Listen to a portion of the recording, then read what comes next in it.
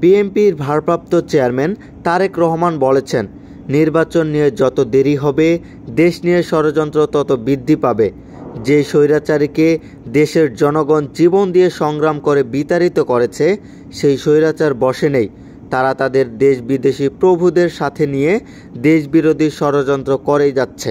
শনিবার 23 নভেম্বর চুয়াডাঙ্গা জেলার বিএনপির দ্বিবার্ষিক সম্মেলনে প্রধান অতিথি হিসেবে ভার্চুয়াল সংযুক্ত হয়ে এসব কথা বলেন বিএনপির ভারপ্রাপ্ত চেয়ারম্যান তারেক রহমান।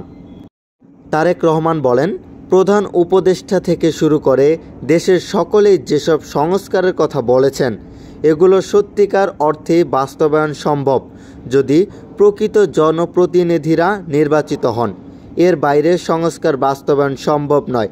সেজন্য জনপ্রতিনিধিমূলক নির্বাচন প্রয়োজন বলে জানান তারেক রহমান।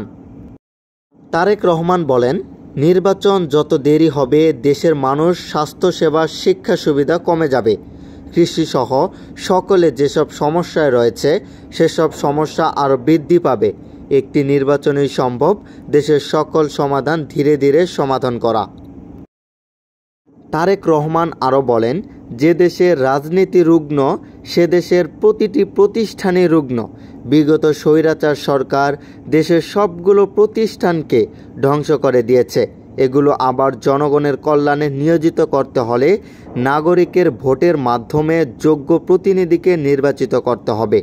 এই দেশের মানুষের ভাগ্যের পরিবর্তনই বিএনপির একমাত্র লক্ষ্য। দেশকে এগিয়ে নিয়ে যাওয়াই আমাদের উদ্দেশ্য।